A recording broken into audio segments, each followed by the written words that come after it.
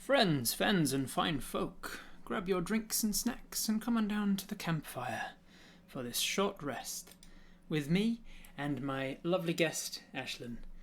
Introduce yourself, say hello. I am Ashlynn. Hello, or Dollar Store DM.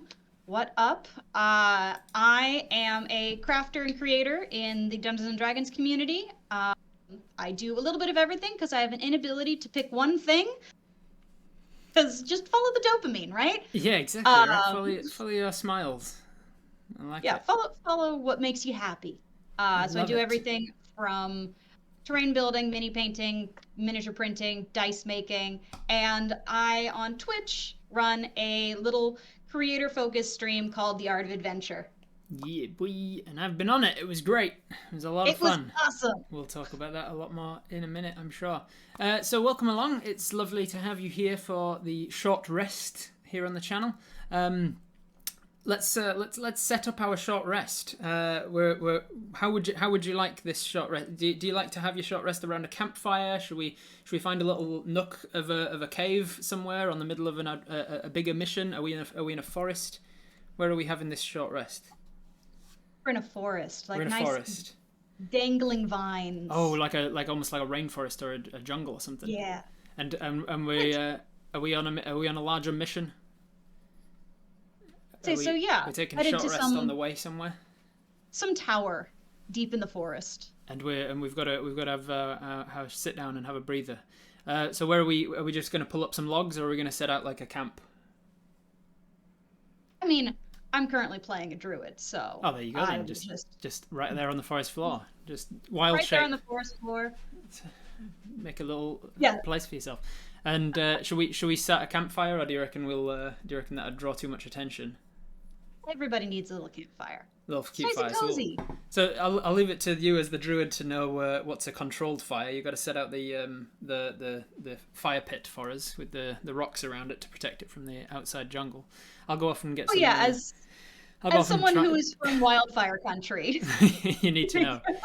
Yeah, we get put on fire enough that we know how to avoid it. I'll go see if I can find some dry wood in this rainforest. And then when we come back, what are we gonna eat and drink at this short rest? Just rations, or should we go hunting? Or I mean, I would have wild shaped into something fluffy but dangerous. Fluffy but dangerous, so you can go. You can go and grab us a rabbit or something. Yummy. Yeah. Yeah. You bring that back. I'll find some while I'm out searching for wood. I'll fill up our water skins. Maybe make a pot of tea or something, and there we go. Perfect. We got our short rest set up. So welcome along, everybody. Thank you for joining us. Everybody in the chat here. Dath Audio, welcome, first time chatter. And welcome Fancy, L Brown, Classic Sam, Mythical. I'm seeing lots of the usual faces. Inked Fish just dropped you a follow. That's good. Thank you very much for being here, everybody. So if this is your, I keep gesturing to that side of me, this side of me. If you're new to this face, Ashlynn is, as she said, Dollar Store DM on all of the different things because she knows how to market herself. That's Instagram, Twitter, Twitch. Are you on Twitter? Twitch, YouTube, all of the things at $_store_DM. Not Twitter. Not Twitter. I don't know. Don't know how to tweet. Don't know how to tweet, but everywhere else that you'll find a Dollar Store DM. So tell us, start with the name then, eh? Why Dollar Store DM? It started as a joke. So way before I was on Instagram or anything, I've been DMing for a couple years, and I started just kind of making budget things for my players because we started off just on like a whiteboard, and we'd draw out like. We'd be moving initials around and having to erase it. And I went, well, that's boring. And I have just a ton of bottle caps. So I made little bottle cap tokens for all of the players. And then it went from that to, okay, I'm going to take some cardboard and I'm going to make like dungeon tiles out of the cardboard. Right. Because we had way too many Amazon packages. Yeah. From buying all of your bottle caps, obviously. Exactly. In bulk from Amazon. Yeah. Totally not from drinking. So you had a bunch of cardboard and bottle caps, and you sort of makeshift some terrain together. Basically, and now it's kind of evolved into a joke of like, oh, I'm just gonna collect trash and make things out of it. And then I did.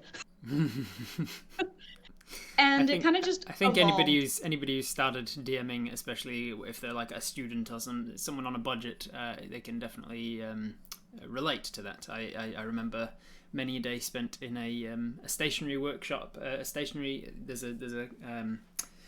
There's a stationery company here called Warehouse Stationery, and I remember standing looking at the aisles, going, "Do I need pipe cleaners? Do I really need more highlighters? Should I get coloured paper?" And the answer is always yes. Yeah. Yeah. I raid Dollar Tree and I hoard trash. And so you started collecting trash and making D&D out of it. Was it everything, terrain, minis, monsters, Oh, sheets, everything. everything that you can imagine needing? Yeah. Tokens for conditions and things as well. Like, did you make? Condition tokens I ended up eventually buying instead of just like drawing Yeah. little dots next to things on our like dry erase. Yeah, I remember that. I've got like 3 different whiteboards of various different sizes, ranging from about that big all the way up to like Yep. a 1.5 meter by 1 meter whiteboard, and just using those for the different terrains. Like if it's going to be a big scale fight, then I'm like, all right, everybody, get your stuff off the table because this Yep. whiteboard overhangs We the edges. move. Yeah, yeah. We need to be able to move, and then keeping a track of monsters' health next to them was a big light bulb moment for me when I was like struggling with how many goblins have I got? Which one's taken damage? Which orc is it? And it was the one that you were fighting. No, the one I was fighting disengaged and ran over to him. Oh, that's right. Crap. And so, B1, B2, yeah, G7. yeah. Because I started with Lego. So when I was starting out, I was using Lego minifigs and terrain as well. And so I was like one with pitchfork, one with dagger, one with green pants, the one wearing shades because I ran out of orcish looking Lego heads. So he's wearing See, that's sunglasses. now like become an issue for me with like now that I'm using actual minis because I can print it myself. Yeah. Uh, I keep forgetting which mini goes to which little thing Which on my number? sheet. Yeah. Yeah, there's simple tokens you can get that just like, I mean, it leaves everything to the imagination because it's just got enemy 1 written on it or whatever, and you just keep Oh track yeah, of it that way. But then you lose some of dry erase. the fun of seeing it. So what was your most fun thing to be creating then out of all of that? Did you have equal fun over the thing, or did you more prefer making terrain than minis, or vice versa? Or I tend to be a terrain builder. That's where I started, so it's yeah, where I feel the most comfortable. and I'm still it was mostly cardboard, or did you sort of it's a branch lot. into polystyrene and plasticine and It's a lot of Play-Doh? cardboard. And a lot of things that I can find at the dollar store. Yeah. So I do a lot of paper mache. Ah, yes. Ah, it's fun, Or I isn't it? have, let's Something see, I'm in something my fun about workshop such a right now. tangible place. So I've got like foam core from the Hmm. dollar store that there's a whole bunch above me right now.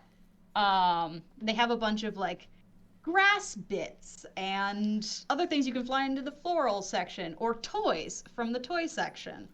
And just combining things together in a way that makes something new. It's So like reflavoring an item. so are you known on a first name basis at the dollar store? Are you Oh, like the well, no, a not at the regular? new ones, No, you have to since we just moved. of course. So you need to branch out and get reknown. Yeah. So even though you're spending money at dollar stores, it kind of feels like microtransactions for D&D. It's like the version of D&D microtransactions. Lots of like, it's only $3. What does it matter? How much do you It adds up. estimate you have spent at specifically dollar stores, specifically on terrain, Are we talking like for the entirety of since you maybe? started? Okay. Like, is it in the For thousands? terrain. No, no. I will maybe spend like $20 once a month. Oh, that's not bad. That's Like some. it's That's. legitimately I'm cheap and I mean, don't that's some normally. good stuff. That's some being able to make that last for. And do you reuse your terrain presumably, like as much as you can, Oh get yeah. as much use out of it, and then it falls apart because it's made out of cardboard and felt. So far not apart. I've managed to keep it all stable. That's My impressive as favorite well. bits have been like, when you get a big package and it comes with that like styrofoam insert. I do know quite a bit about having a big package. Those Yeah. those are my favorite because I every time look at it and I'm like, that's a sewer. I'm gonna turn that into a sewer. And I don't have to build anything. I just have to paint it and add some hot glue and use some granny grating to make a railing, and I've got a sewer. Nice. So you've got an imagination that can look at a thing and go, that would lend itself well to being a mountain or a whatever, a river. What bagel? I don't know what you Crazy. said. Nice, very good. So that's where the name came about, Dollar Store DM, making shit from dollar store stuff that you find, and then it's not only creating it though, you also then have to store it somewhere, right? Yeah, What's your that was a what's your huge storage issue. situation for all of your many things? It's wonderful right now. It used to be terrible because our old house, it was one office that we had four desks in for both me and my husband and all of our stuff. It was a mess. And now I have this like nice big workshop space, and over there is a whole storage closet. So I was have this so much storage. was this was this like a non-negotiable when you were looking for your new place, your new house? You were like, I need a Yeah. lot of place for my D&D stuff. I needed storage. Like seriously, there's storage that goes underneath the house over here. There's like under the stairs over there. I have a stupid amount of storage in this house, Do you and I'm very like excited. Lizzie and I have just moved into this place, and being that it's getting on the property market in Auckland, it's all we could afford, and so with that, it's beautiful and we really enjoy it. But storage is the one thing that we're lacking. We're like, it's got two Yeah, bedrooms, a bathroom, and a kitchen, and that's all we got. I guess we'll be that was living yeah, minimalist lifestyle as much as possible. So that was it's our yeah, first place because it was closer to the ocean, yeah. and San Diego is expensive. Yeah, yeah, you can't be getting too much if you've also got ocean view. Yeah, I'm gonna have to be putting a lot of work into very precisely utilizing all of the space in my office room here. The like all of the wall space and floors and hanging things from the ceiling maybe, and just like make sure I've got room for all the minis and terrain that I have and stuff like that. So you started with Dollar Store DM, and this was just for your home games originally. All of this terrain and things, this passion that you had for building stuff, it was just for home gaming. And then you Home game. decided, let's start streaming stuff. How did your online side of things begin? Did it just start Yeah, through Instagram, taking photos of your home games? Yeah. I started Instagram, kind of going through the crafts and just kind of highlighting them. And then when COVID really hit, uh, we went digital with our home game. And one of my friends, John, had done some Twitch streaming before, has an actual rig, not just like my laptop that cannot handle it. So he started streaming our home game because we were playing on Discord anyway.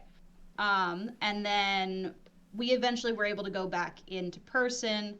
And at the end of last year, end of 2020, yes, I can time. They all Uh, they all they all blur together. It's fine. Anywhere all one between year. 19 and 22 is all the same year.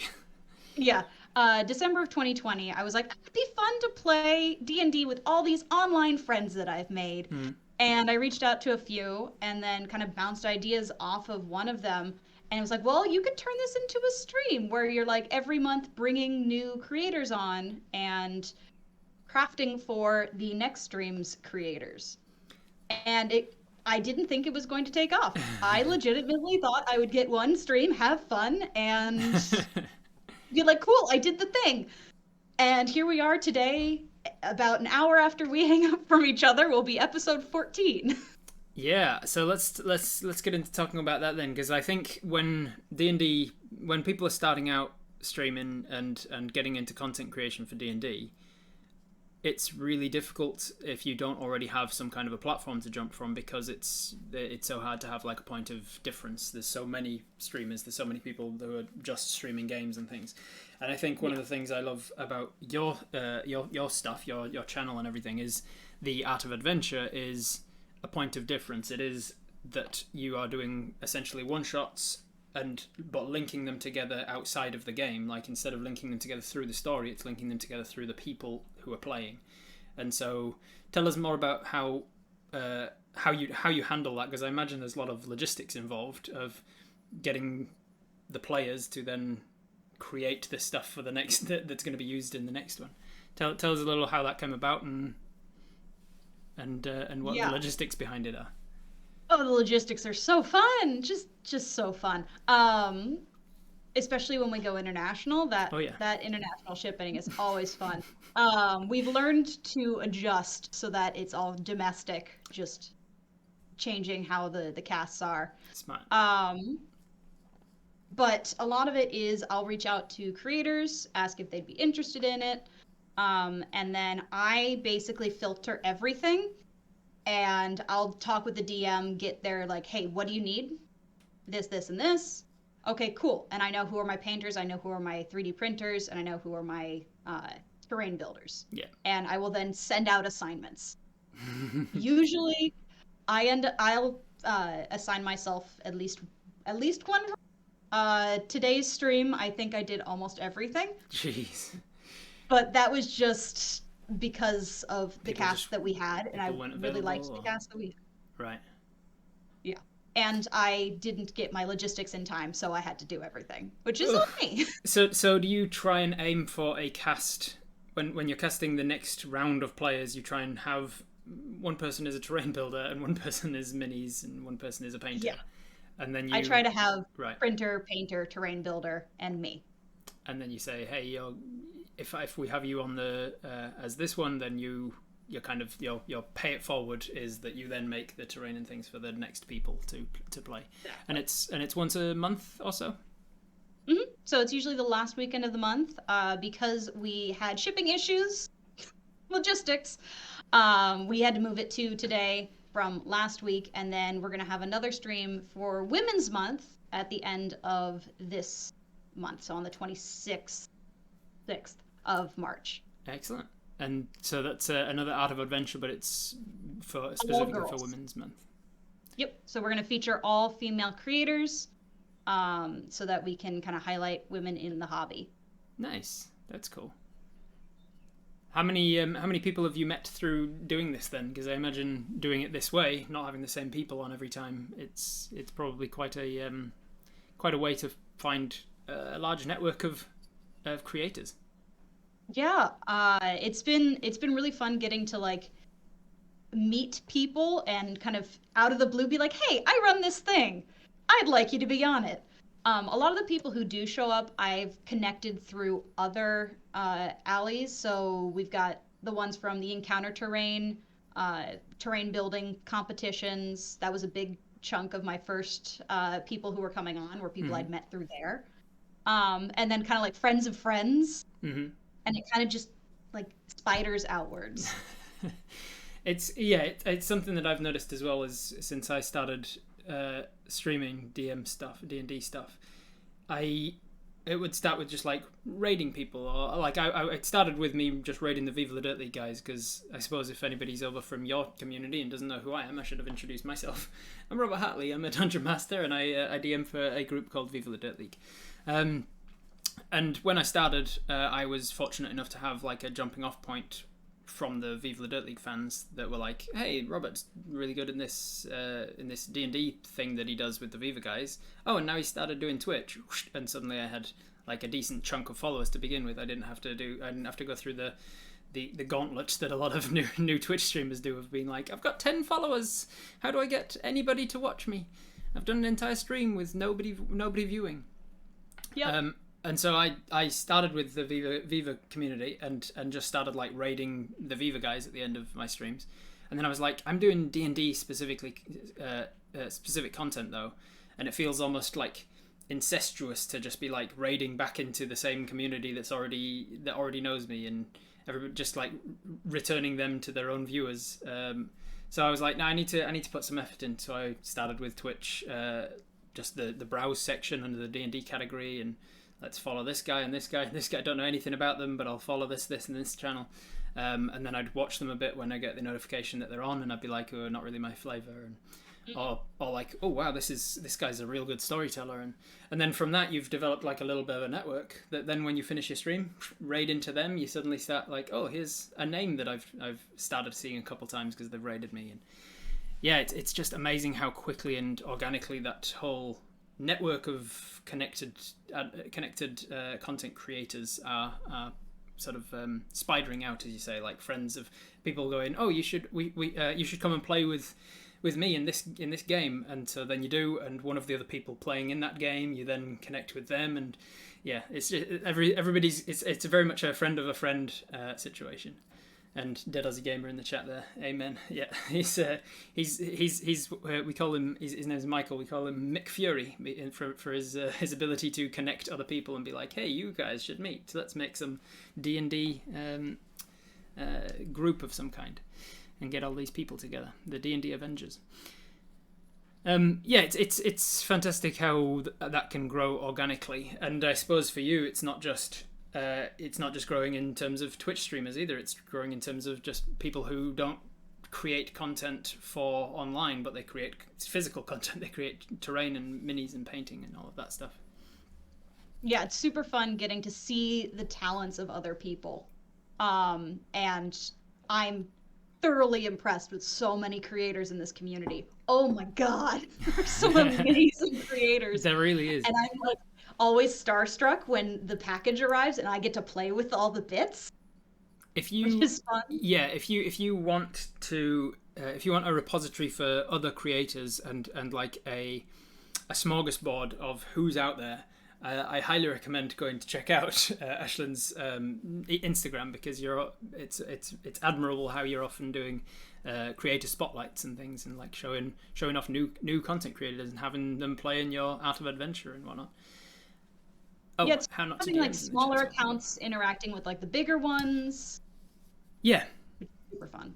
Yeah, it is. I mean, and it's not a zero-sum game, so it's not like it's not like everybody, like if we show off somebody else's work, it's going to negatively impact on ours. It's like everybody, help us all rise together. We're all climbing this wall and giving people legs up and stuff. That's how I like to think of it anyway. It's all collaborative. Yeah, it's what a community is all about. Yeah, exactly. D&D community. So, the Art of Adventure, who did your artwork for it? I see the incredible design on your shirt there. We did. You did it yourself. You can also see the color version below me here. Yeah, black and white. Well, I got help on the black and white from my friend Andrew at Magebrush. He's a graphic designer. Fantastic. He made my logo. Well. Yeah, he made the like Dollar Store DM logo. But the Art of Adventure logo I made in Canva, because I'm cheap and used a free website. I mean, why not? If it's there, it's there. If it's money you're saving on logos, it's money you can be spending on more dollar store stuff to make terrain out of. Exactly. Can you tell us? It's been really fun. Can you tell us what's your favorite terrain that you've ever made? What's let's say what's the bit that you were most proud of after it was done? Oh, what is my favorite one? There's. Give me I'm a favorite trying child. to picture them in my head, because the door to the storage thing is closed, so I can't just be like, which one do I like? I made a little desert city. So my homebrew game takes place in kind of an Arabian themed desert, because I got tired of I was Western. going to ask you about that. Yeah, I was going to ask you about that later, because the deserts of Damara, is it, or Damara? Yeah, deserts of Damara. Damara. Yeah, I was going to ask you about that later to say about it's rare that you come across campaigns set in deserts and that sort of thing. But we'll come back to that. So you're set in a. I'm just going to open the door real quick. It's getting very hot in my office. It's summer for you guys. Yeah, it's very hot. Hot heat wave keeps coming and going. So you're set in a desert, and so you've made desert tiles as well? I made a little desert city. So those, not the styrofoam inserts, but the cardboard inserts. Right. I turned them over, and they essentially look like Adobe houses. Right. So I then cut little doors, made little paper mache curtains, and little canopies with toothpicks. And it's just super quick to just plop down, and I'm really proud of how well they look. or how well they turned out for How the little amount of effort that it took. for large things, because I imagine it's sizable, right? That desert city. Like, is it how big are we talking? Some of them are like yay Right. pieces, and some of them are like this. Yeah. And we So just got a pool pump, so that one's like this. so Oh, so legitimately, for those the pool pump arrived. My husband opens it, pulls out the cardboard, and just hands it to me. you're like a child who's there's like the meme of like the kids happier playing with the box than the toy. So for those massive ones though, I imagine the storage of that is not easy because they're flimsy enough to be like cardboard, right? Are they relatively They're sturdy? pretty stable. Because it's Like, you packing can stack material, I suppose. So you can stack it I without can- it damaging all of the paper mache and the little toothpick bits. And I can actually show you. We can go on a do trip it. Let's go on a trip. because I'm on a laptop. laptop. Welcome Welcome to the world. the workshop. We're going on an adventure. Got an art of adventure. Yeah. So this is the storage cabinet. Holy cow! You weren't joking. It wasn't kidding. Yeah, that's good. So it shows off some of your best bits. that Oh is yeah, one of it's like perfect sandcastle. yeah. That is absolutely perfect for an Arabian kind of setting. And you were doing that setting before those pieces arrived, so it's not like you went, oh, these would be perfect Arabian style houses. Yeah. let's We've set it got- there. I made an entire like hive system with like Wow. honeycomb Oh, out that's of cool. IKEA box. That's cool. What was that used for? You had something in mind when you were doing it? Do you have like a thing you need for the upcoming sessions, and then you see it, or you're like, oh, that would be a good hive. I'll try and incorporate that into my game. The hive was the idea first, and then we turned it into a game that we did on Art of Adventure. Nice. Oh, that's cool. Because the hive immediately started things going for me in one of my games. The interactive game that I do on a stream on Sundays is Twitch Tales, and the main character has a giant bee companion. And so I was thinking, maybe they go home to where Mel came from, and she's got this massive hive. And Well, not sure if you guys have IKEA out there, but if you've ever come across like the really thick, like that thick cardboard, you can peel off the paper top and it's honeycomb. Boom, there you go then. Because it's the corrugated card, isn't it? Nice. Yeah. Cool Super stuff. fun. Show us some of your other pieces. I want to see the piece that took you the longest as well. Oh wow, that's cool. This is the sewer. Oh, like cool. I said, What'd you it's use really for just styrofoam. What'd you use for the green? That is hot glue, and it's not even attached, so I can just take them off. Nice. It's hot glue that I painted with really, really cheap, like dollar acrylic paint. How does how much is a stick of glue for a hot glue gun though? Is that not cheap? Like a whole pack from the dollar store. Oh really? Oh, so it's not that bad at all. But I have a giant box. Yeah, of course. Got to buy in bulk when you know you're going to be using it that much. Seems We got like seems the we're original. losing your camera a little bit. Oh no, I think Well, we're back. That's probably because I don't have great internet in the cupboard. In the cupboard. It's fine. I think we're back now. So what took you the longest? Which was the most work? The hive took a while because I had to paper mache the entire floor of this 2-piece set. So let's see if I can arrange my arm. Both of these are part of that hive, and the floor had to get entirely paper mache. Yeah. Because we had to spray paint it, and if you spray paint styrofoam, it melts. Yes, that's yeah. I mean, did you learn that by practice? Yes, there's a bit of that hive that is melted. That's cool stuff. I see all of the minis behind you as well. Those are cool. I love my mini shelf because I didn't paint most of them, and they're like my little collection of things that I've been sent through the Art of Adventure. Oh, nice. Super fun. So I've got like Iron Tusk Painting, who does the minis for Critical Role. Oh, wow. Painted these for the stream. Damn, that's cool. No, it's cool. How did you I've got get in touch with Iron Tusk Painting? my friend, the same friend Andrew, Oh, right. who did my logo, is because he's mostly a mini painter. Mm-hmm. And so And he if you haven't checked out Magebrush, definitely do so. He was in the stream that I ran for Out of Adventure and was he played in your fantastic. Right. Fantastic minis. Yeah, but he is a painter and kind of connected with Ian, and then through Andrew, I connected with Ian, and he made stuff for us. Cool. That's very cool. I love how our industry being relatively niche means that we're only like a couple of steps away from anyone at any time. Oh, yeah. You're like, oh, I know a guy who knows that person that you want to connect with. Let me put you in touch. Yeah. Yeah, I can just like send info. Yeah, that's pretty awesome. So, so has anything ever taken you more than like a full day to complete, or do you like try and aim for? I need to have things done in as least time as possible. Things usually take more than a day just because with the amount of paper mache, I have to wait for it to dry.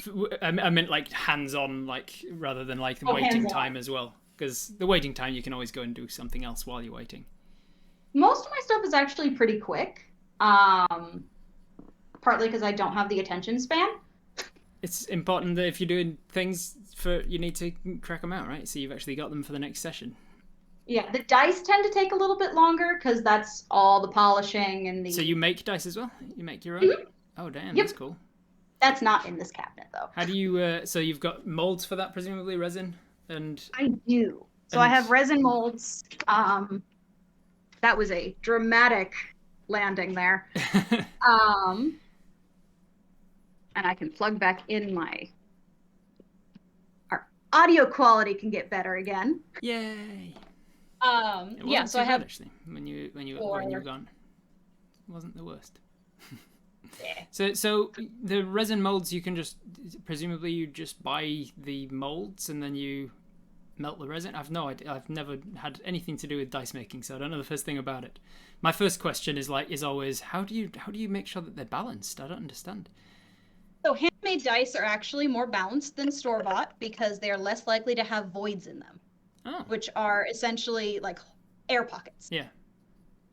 So I have like my really messy set of molds because I'm really bad about cleaning the exterior. Cleaning them out. The inside's clean. That's the important part. Yeah, that's cool. Yeah. So I have my molds. So you can just buy them from online stores and things. Yep. So these are by Nanolab Maker. Awesome creator. They're excellent molds. And then I have 2-part epoxy that I then mix, add in my cool things. I stick them in the pressure pot for 24 hours. And then I actually have some here. So the cool things that you add in, the little inclusions to the dice. Oh, that's nice. And then you paint up the numbers. This has mylar in it, which gives it that kind of iridescence. Right. Yeah. So that's cool. I really like making character-based dice. So these are for my that druid. Right. So you think about who that character is and what sort of personality they have and all that, and then make the colors to fit. So the 2-part epoxy is just like a translucent thing, and then you add the colors and the inclusions and stuff to it. Yep. And so you add in alcohol inks, mica powders, presumably feathers. your inclusions all have to be about the same density as the epoxy. Yeah, so a lot of times, like, bigger inclusions will actually be resin printed. Right, yeah. So you're just putting resin in resin. Yeah, you put in resin and it shouldn't be a problem. Yeah. I don't deal very much with inclusions outside of, like, a little bit of mylar foil just because I'm not used to it. Yeah. I have molded, I actually have this set here. I, like, hand sculpted some flowers for this one. Oh, that's cool. For another D&D character. But most of mine are more just like straight pours without all of the inclusions inside because I'm still learning. And but... do the dice harden and solidify at room temperature, or do you have to like bake them? Or nope, it's just room temperature in my pressure pot. Just let them sit there. And they're durable. Like once you get them out, no cracks, fissures, any problems with ever getting them out and they crack or anything? Super strong. No issues. That's cool. And then, of course, you've got to paint up the numbers so that they're actually visible. I always find there's like a dice right now. I always find there's an inverse relationship between how beautiful a dice is and how easily readable they are. We've got some. I have such a hard time with that. We've got some that we tease Alan in Viva la Dirt League something chronic, because when we were first starting out, a dice company, Critical Hit Collectibles, got in touch and said, "Hey, do you want some free dice?" And we were like, "I mean, sure, why not?" And so we all put a free dice. Yeah, I know, right? And so they got in touch and they said, like, here's our link to our website with all of everything that we have, all of the dice that we have. Just choose a set and we'll send you them. So I was like, oh damn, if I can choose anything, I'll get some metallic ones, because those are usually relatively expensive. And so I got myself some gold and green green ones with gold trim, and somebody else got blue and gold and brass and whatever.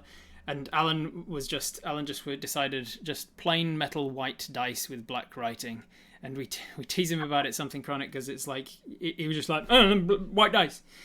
But there's something to be said. These, like, if I did a test where I lined up all of my dice and stepped back until I could no longer read what they were, I could read these from across the room.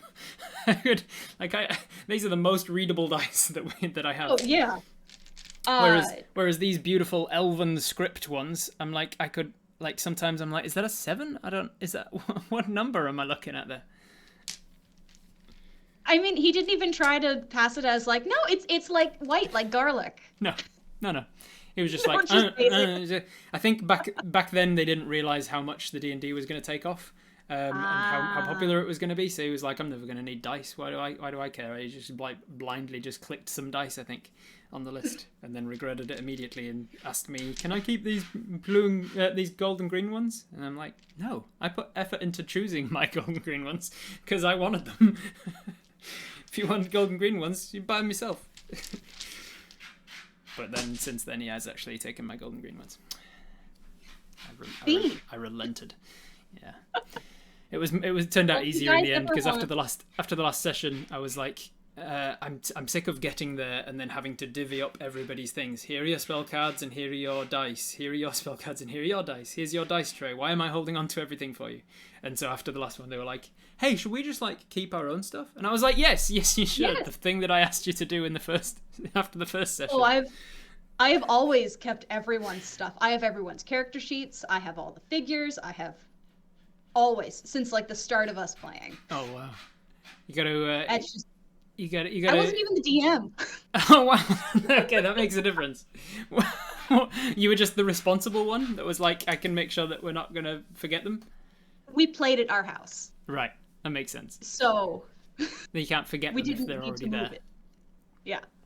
Well, if you guys ever want like character-based ones for the campaign, let me know. Yeah, we'll be in touch. Yeah, that's cool. So how long have you been making dice as well? As like ever since the start, or was it a progression? Let's start with cardboard terrain and then work my way up, and then what else am I not making that's D&D related that I can get my hands in? I think it was in like July of last year that I was like, I'm just gonna get these cheap molds and make some dice out of UV resin, and they're terrible. I still have those first dice. They're awful. They're in a jar somewhere. I love them, but I hate them. So UV resin is the stuff that cures under UV light, and epoxy resin is the stuff that cures from a chemical reaction from mixing two things together, yeah? And that's what you're using now? That's what is it, the fact that it was UV resin why you hate them, or just the colours and design that you don't like? So the UV resin, and particularly the cheap molds that I was using, all the faces ended up concave. Right, because it's like cures and shrinks as it cures. Which also means I had to sand every single side to make it flat. And by doing so, you're taking away from this side, and so you're shrinking everything down. Yeah, and when you sand dice, you then have to progressively sand it with like finer and finer grit, and then go through all of the polishing papers. And I just got so annoyed. Why did you try? I'd have been like, well, this is going to be too much work. Let's start again. I eventually just went to doing just the side that had like, so those ones had what's called a sprue, where it's kind of like a reservoir of resin that sticks into it. Okay. So when you demold it, it's got a stick. Oh, okay. So you have to like cut down the stick and sand it down. anyway. So usually it's anywhere between 4 to 5 faces that on each die that I'm having to sand. Okay. These ones don't. Yeah, there's a lot of sanding. These are great. So how many dice you made? Give us a rough ballpark. How many? Let's make sets of, so that's fewer to count. This is not all of them. And not all of these I have made. I'm just starting here, and then I'm staring across at my dice compendium over there. That's a nice tray there. I got it at the thrift store. Of course, it's on brand. It's got like sword and shield in the center there. Oh, Trying cool. Not to spill. Oh, damn, that's cool. What was it? What was it for originally? Some kind of like ashtray or something? I'm trying to think what that would have what the original purpose would have been. It's a weird thing. Like I have no clue what it could have possibly ever been used for. So, okay. That is out of these ones I have right here. 1, 2, 3, 4, 5, 6 of those I made. Damn. 7, 8, 9, 10, 11, 12, 13, 14. And I've sold anywhere like 25 sets. Wow, that's not bad. 26? Getting experienced now. How long does each one take to set? Like, how long is the process of mixing and... Well, how long is the process from start to finish, really, of the dice? Start to finish, it takes me... I have about a 40-minute work time before it starts to get where you can't work with the resin anymore because it's gotten too hard. Yeah. I'm usually done within 15, and they're in the pot. And then they're in the pot for 24 hours. And then I take them out and I trim off the extra, what's called the flashing, which when you open up... When the two molds meet, yeah. like the plane. So this part will be covered in resin. So you have to, break that off, cut off the extra. And then I pop them in. I have a new vibratory tumbler, so I don't actually have to hand polish everything. Oh. And then they're in there for 6 hours, and it's very loud. When you bought when you bought the tumbler, did it come in a box? It did come in a box. The box is right there, and the box has... You got a toy within a toy. You joke. You're kidding, but I have a fighting rink. I was gonna say a perfect circular ring. That's good. It's good for so many things. That could be a summoning circle, some kind of arcane tower, a wizard's tower or something. Oh yeah, the box is still here. I might use the cardboard of the box, but I'm definitely going to use the styrofoam. That's cool. Dath Audio asks, how do I get my own die from you? So you said you sell them, right? On Instagram? Yeah, I do. He actually, that's my buddy Thomas. This is his die. Hey, he got a commission from me, so I started to open up custom dice that's commissions. A nice one. I like that. You playing some sort of Great Old One Warlock or something? Some kind of starry druid? He is a dream sorcerer. Oh, a dream sorcerer. So he plays in a campaign with me. Oh, I like that. That's a nice dice. And they're super pretty. They're super pretty. I love them. So I'm holding them hostage. Not really. I just need to ink them and mail them to him. But for anybody who is watching that would love to get some dice, where do you sell them? Yeah, I am going to be making a bunch more sets that I'm just making because I feel like making pretty things. And I'll be dropping those on my shop, which is linked. Everything's linked in the Instagram bio because I'm at least consistent. Good to have a hub. Yeah. If you want I do have a hub. Anywhere to go, Instagram's the place. So I have that shop. There's nothing up there. I think there are a few dice actually up there right now. They're from the old molds, but I have 2 more open dice commissions, and really those are just send me message, and we will work.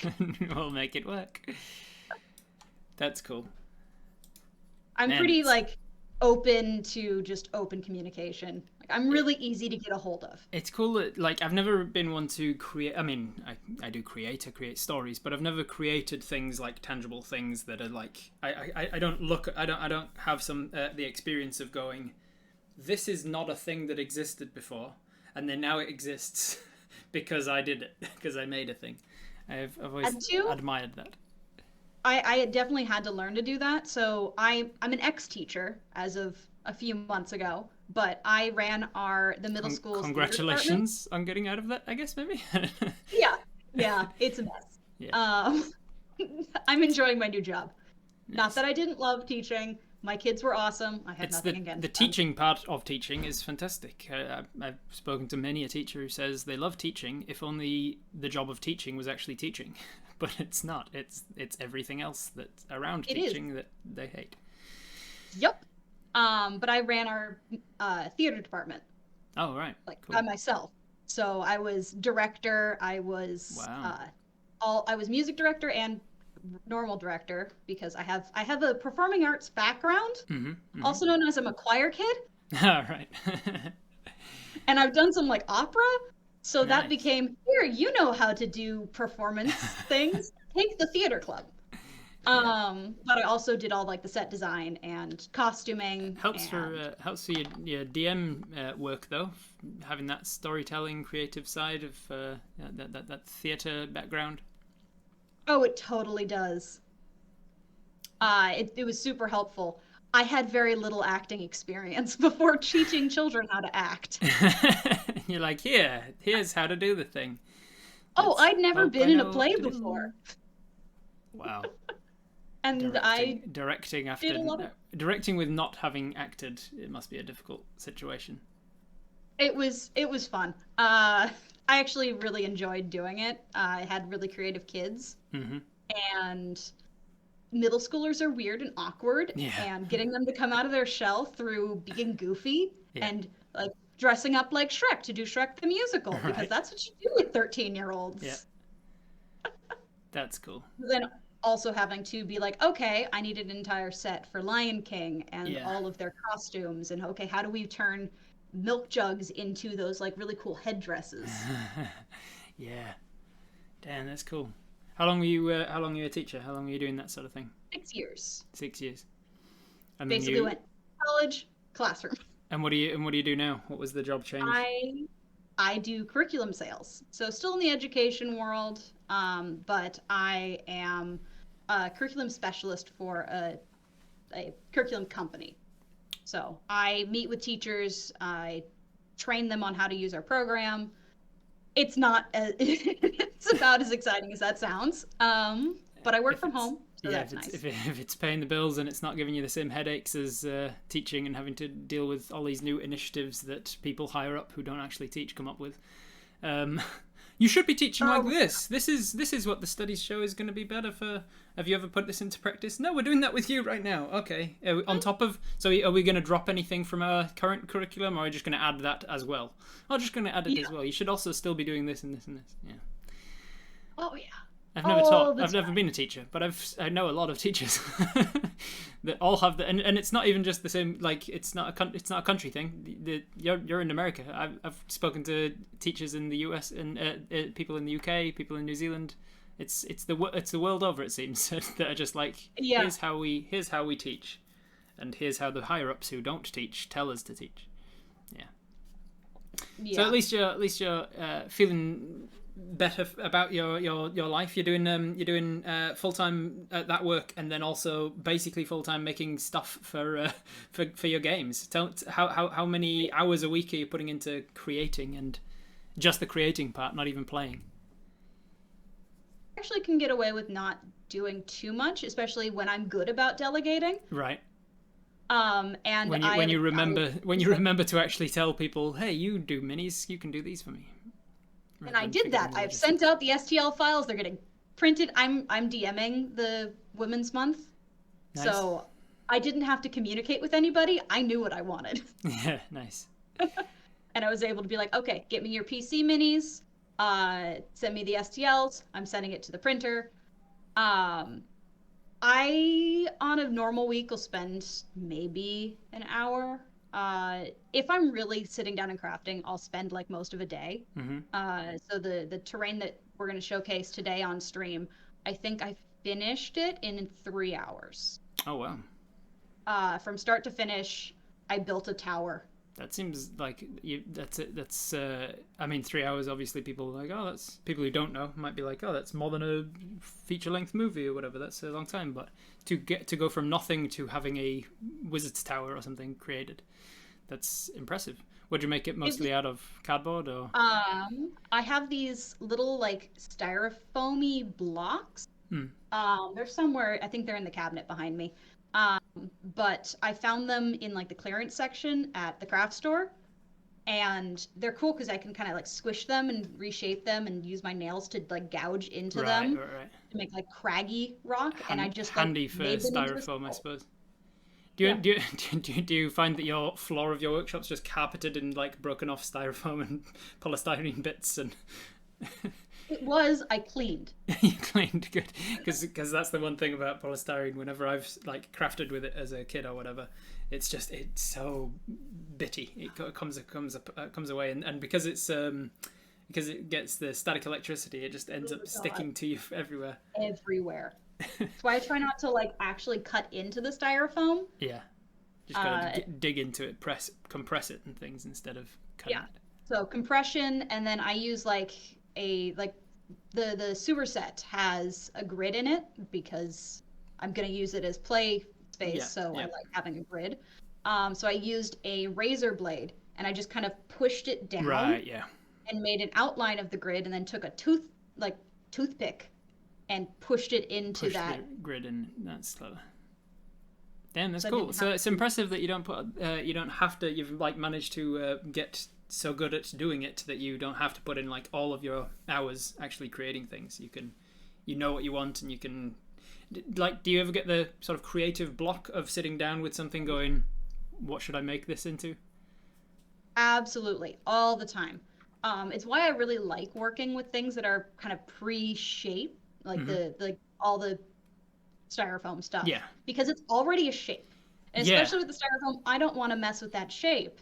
So I'm looking at it thinking, what can I make with this? Right. And it cuts the build time down. I've always said that like restriction breeds creativity. If you've already been given a canvas with like a splotch of something on it, you can go, oh, that kind of looks like an elephant, so I could make it into an elephant. I used to love playing that game as a kid where you do like just a scribble on the page and then you give it to your friend and they have to turn it into something, and then they do a scribble on a page and they give you it, and then you're like, oh, this kind of looks like an army tank.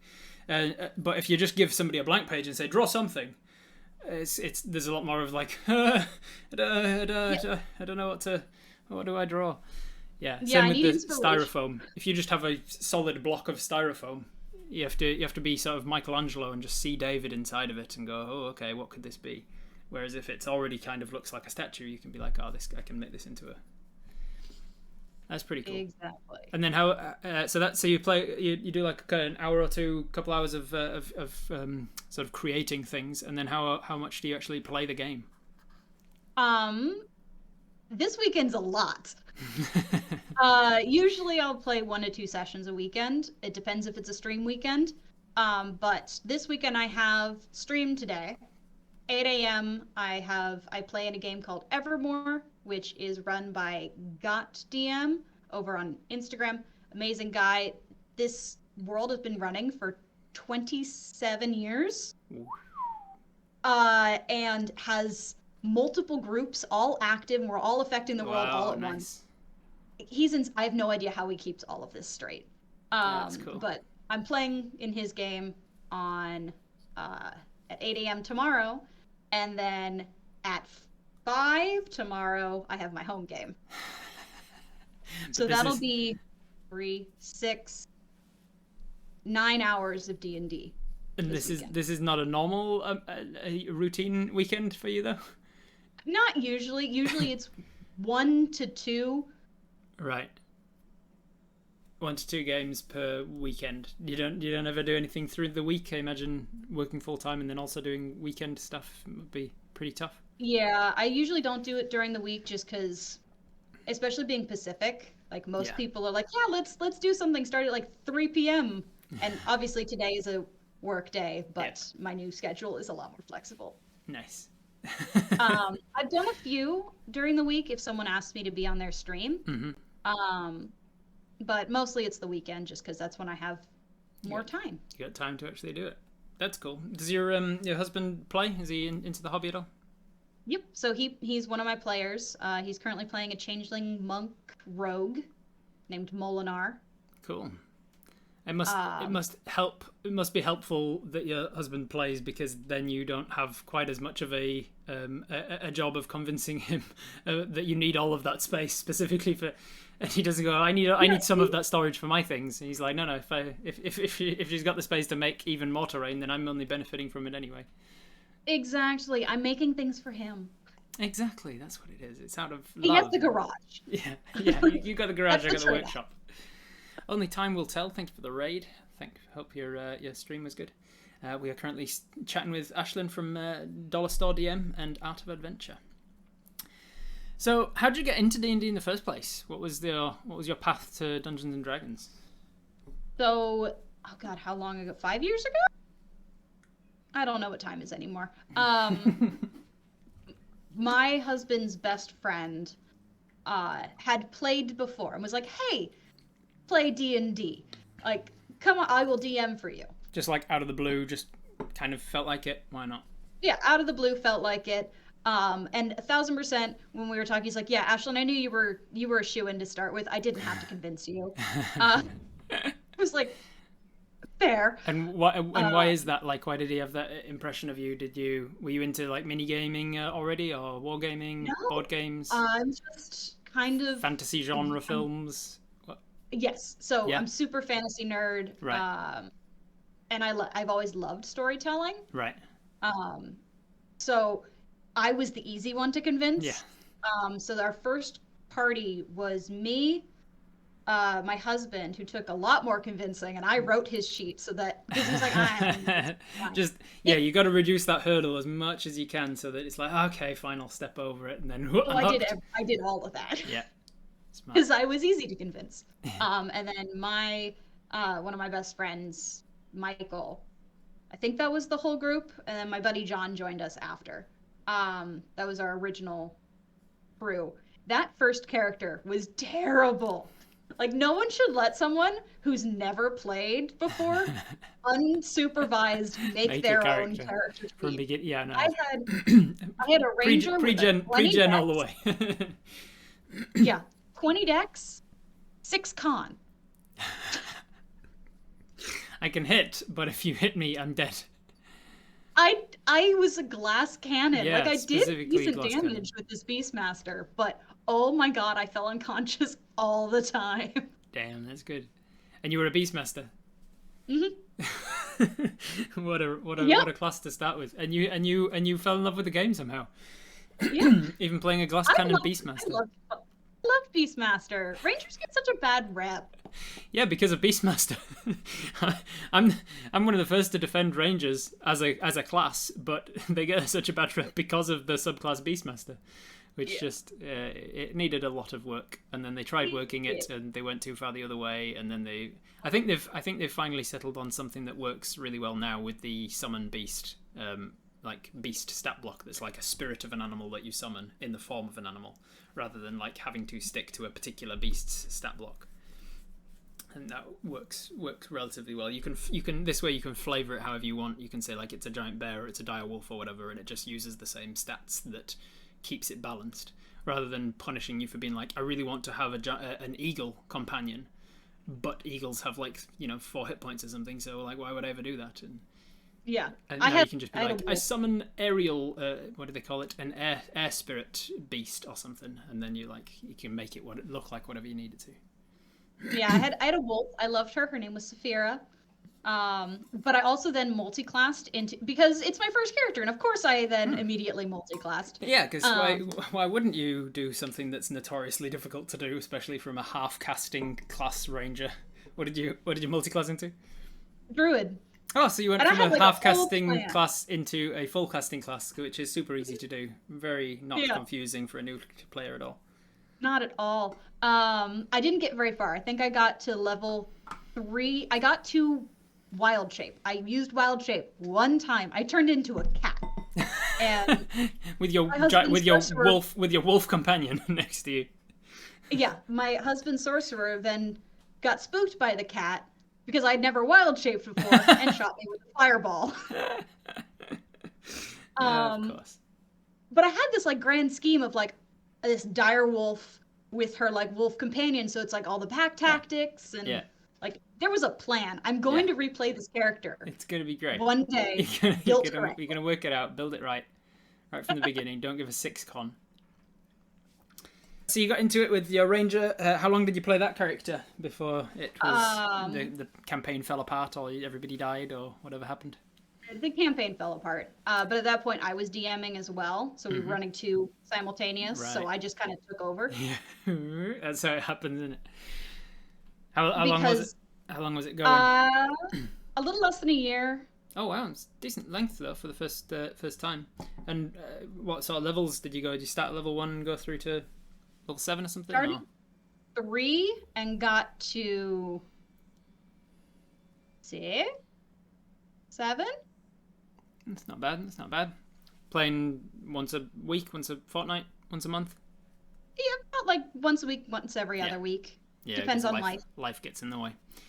Yeah. And so then you started. So it wasn't long. If that was your introduction, and within a year you were already DMing, it wasn't much of a turnover. Was it like as soon as you started, it was suddenly gotta get more of this? Entirely. Oh yeah. I wrote my first like homebrew one shot because I then immediately went homebrew DM. I ran module.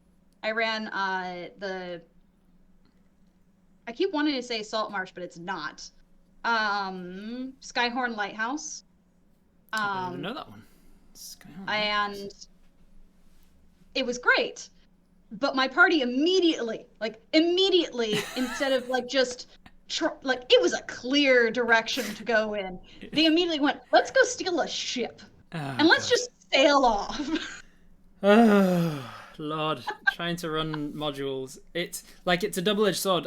When people say, "I'm starting out DMing, any tips?" I tend to recommend starting with a module just to get familiar with the game and things, even though hypocritically I've never really run modules. My very first game was a homebrew game that I'm still running to this day. But I do say that theoretically running modules should be easier for new DMs. But at the same time there is an element. Run a module. Sorry, go on. Run a module that has doesn't have vehicles that they could steal.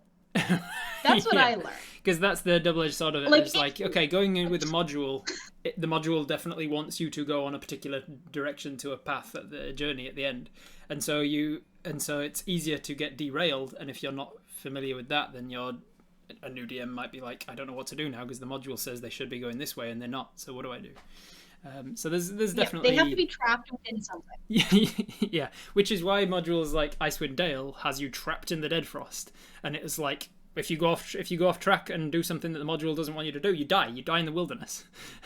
and the Wild Beyond the Witchlight has you trapped in the Feywild, and it's like if you can't go off track because there's mist walls and stuff, and you've got to stay within the swamp or whatever.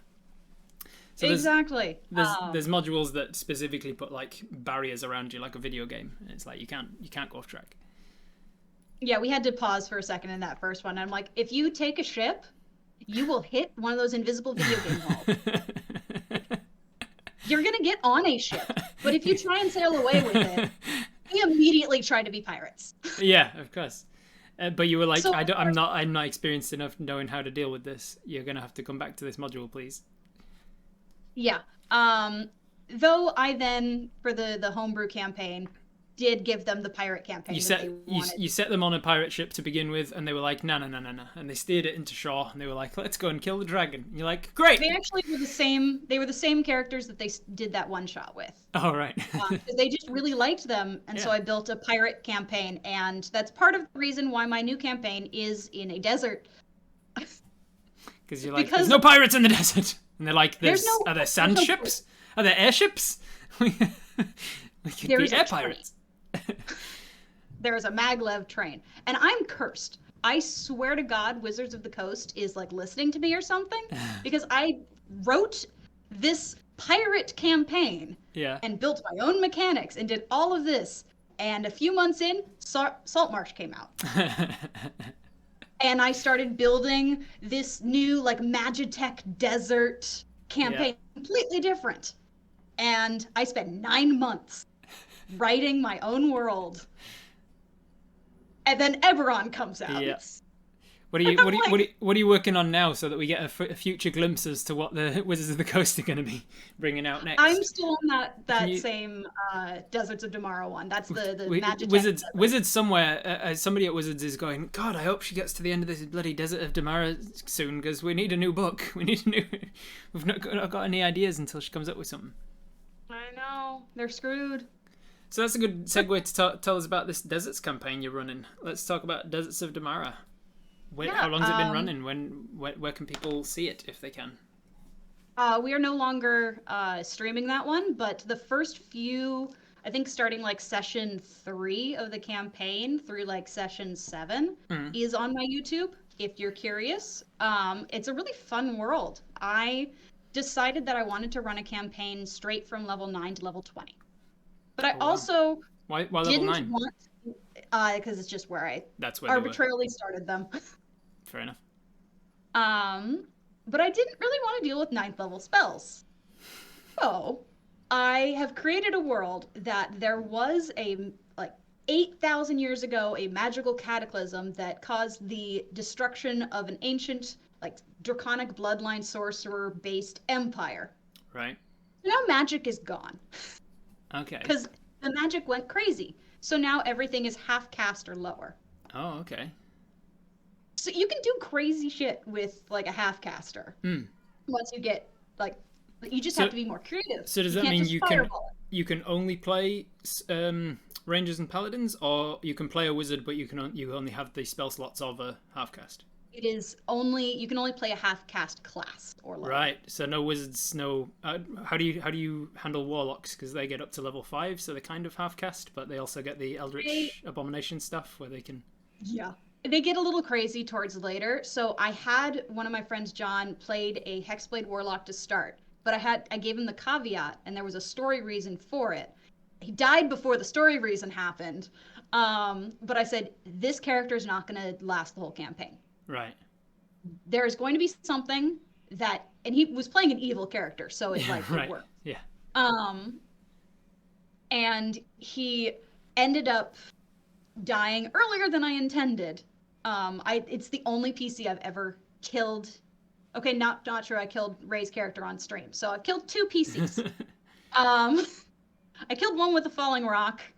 That was Ray. But John's character, he had a sword of vengeance. So he's this Goliath Hexblade Warlock, and his Hexblade was a sword of vengeance. Right. And I had them fighting a hag and Rakshasa.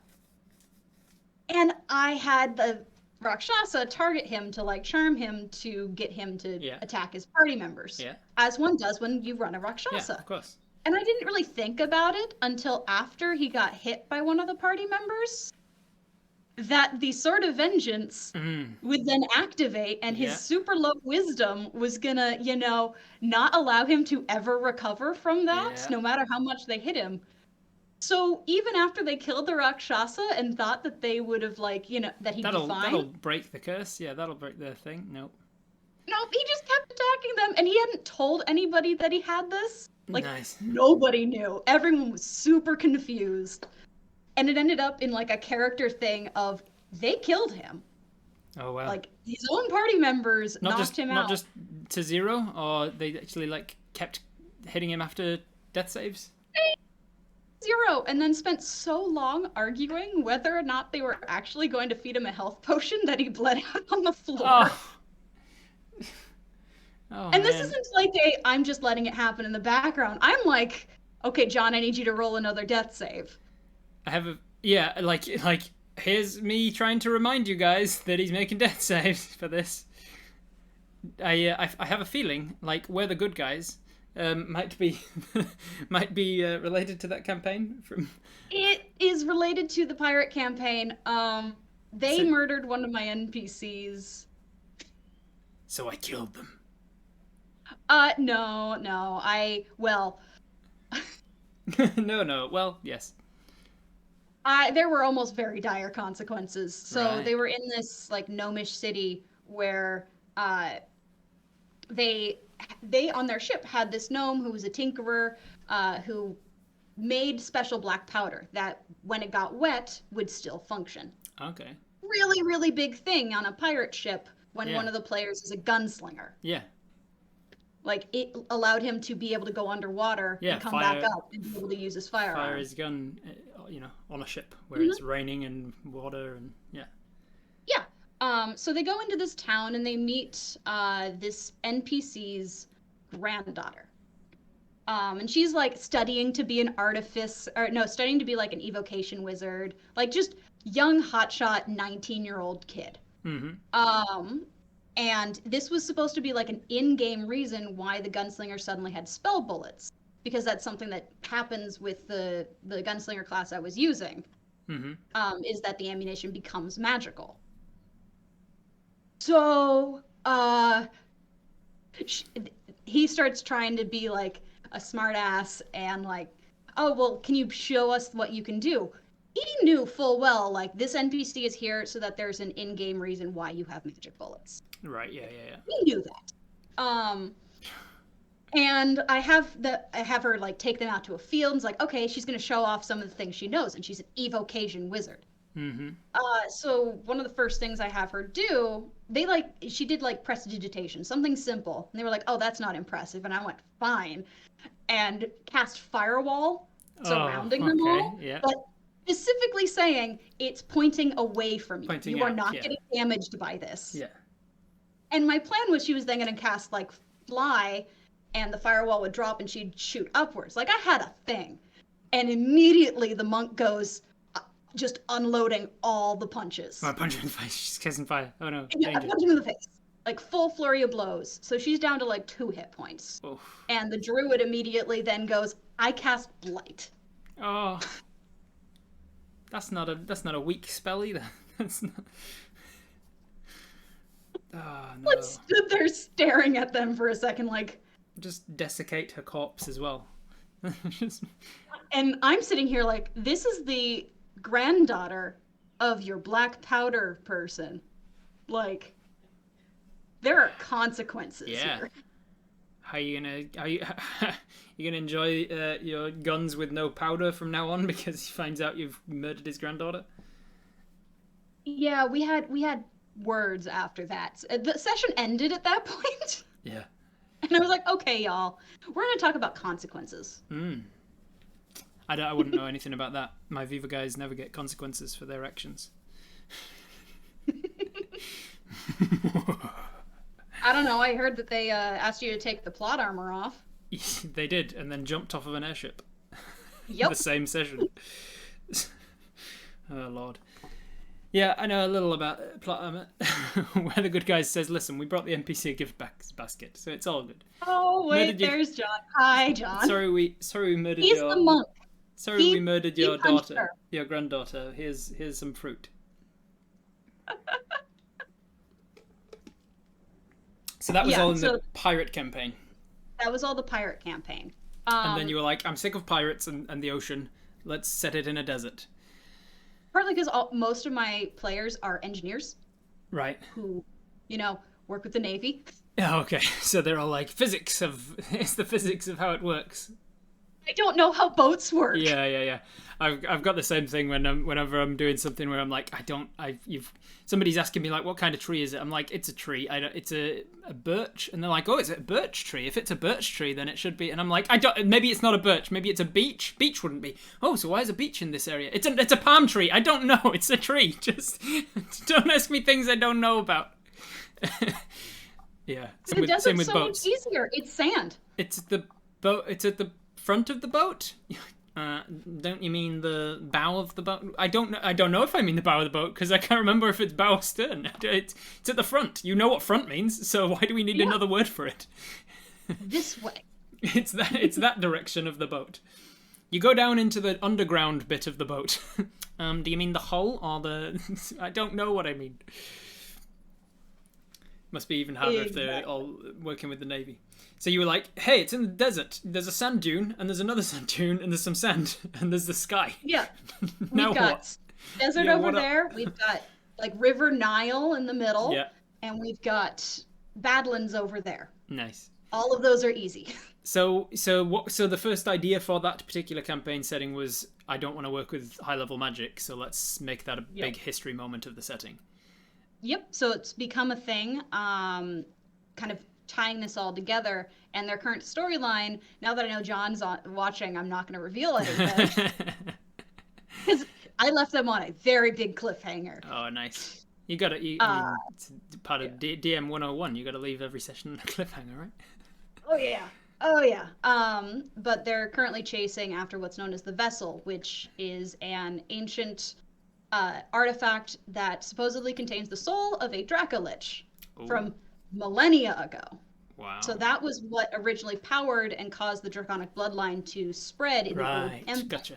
That's cool. So they're trying to locate the Vessel. And then things are going to happen. Things are going to happen. How long have you been playing that particular campaign setting? That's been since right at the start of COVID. Oh, right. So about 2 years or so. And what level? Yeah. What level are they? You said you started them at 9? Started 9. They're now at 15. Oh wow, it's not bad. 2 years. Yeah, because it hasn't been super consistent, just because life got weird. Yep. What? What's been weird about life in the last 2 years? Nothing at all. No, nothing bad has happened. Nothing bad has happened. I saw something the other day that was like, I'm sick of living in what the future will use as history textbooks. Like, I'm sick of living in the period of the future's history. Yeah. Yeah. And not for good reasons. Just crazy times. So many crazy times. You're like, what started World War III? Well, how long have you got? Yeah. But hey, that's part of why we do what we do, right? It's good to have escapism, good to have some entertainment, good to have fantasy to escape to. Entirely. So you mentioned before that you have a tech person that can help you out with some stream issues and things. What's your team look like when you're working on any of your content, any of your out of adventure stuff? So we started off. I asked my buddy John. So we're the good guys. He ran our stream tech for the first big chunk because he has background with it, and I am tech not savvy. I'm pretty useless, like admittedly awful. And now Andrew Magebrush has been stepping in for the tech role as well. Cool. So I don't have to be like, hey John, do my tech forever. And that was just that just came about as a natural kind of collaboration of like, hey, I need help with this, and can you help? Because friendship. Because that can be a tough thing as well. Like especially when you're starting out and you kind of want your own thing to have your own style, and nobody can help me. I've got a design for it. It can be hard to ask for help. So it's good that you were able to reach out to friends and be like, hey, I need help, and you're better with tech than me or whatever. Oh yeah, I'm the first to admit that I don't know how to do tech. I mean, you managed to get onto this call, fine. No issues getting on. You can do Discord at least, and that's all. I can press accept call. that's the level we're at. Yeah, but we stream through Discord, so yeah, I'm used to that. Yeah, that makes sense. So you use Discord as your stream software. How does that work? I don't know if. So is Discord built into streaming, or have you got an OBS that uses the Discord video? So we use OBS and screen cap everybody's faces from the Discord call, and then we've finally figured out our battle cam situation, which is awesome. What cam? Battle cam, because Okay, I heard bowel, and I was like, you got a bowel cam? I was like, that's some invasive cameras right there. We've got bowel cams. Just everyone at our table must it's in the fine print. Everybody must be currently undergoing a colonoscopy and stream it onto the bowel cam. A battle cam makes so much more sense. Battle cam, yes. I don't know why we're not getting viewers. I don't know what's happening. We've got such original content. It's our point of unique sale. I don't see anybody else online doing it, so I don't know why we're not getting any new viewers. So you've got a battle cam set up, and that's an actual like physical camera that you've got on the terrain that you're using. So we now have like a whole setup there that has its own cameras. So now that Andrew's running the tech, he has the battle cam and all of that. So he just runs that through separate cameras into OBS. Yeah, and then we when I joined you guys for Out of Adventure, which you can see on YouTube, I believe, right? It's on YouTube. Can. Yes, you can. You can find the link somewhere, and you can also find it on my YouTube. I've got a document on my YouTube community page that highlights all of the different videos that I'm in on other people's channels, and $DM's Out of Adventure is on there. So if you want to watch the episode that I ran for $DM, I was it was like a horror theme, not horror, but it was like a Halloween themed.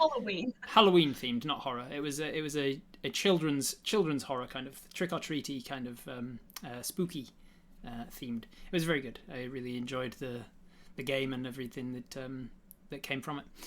So if you want to see that, Fancy's just put a link to it. Thank you, Fancy, in the chat, wherever that is for you.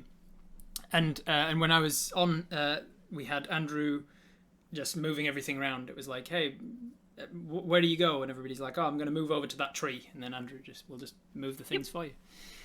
Seems to work out very well. It's like a good mixture of being online, but also not having to be forced to be theatre of the mind. Because one of the things I dislike about online games myself is that I enjoy terrain, I enjoy minis, I enjoy physically seeing what the layout of the battlefield is, and I've got 1,000 minis, so I want to use them, I want to see them, and that's a good mix of well, everybody has to be online because we're not going to get somebody to fly across from New Zealand to San Diego, but we can still enjoy the minis. It's very fun.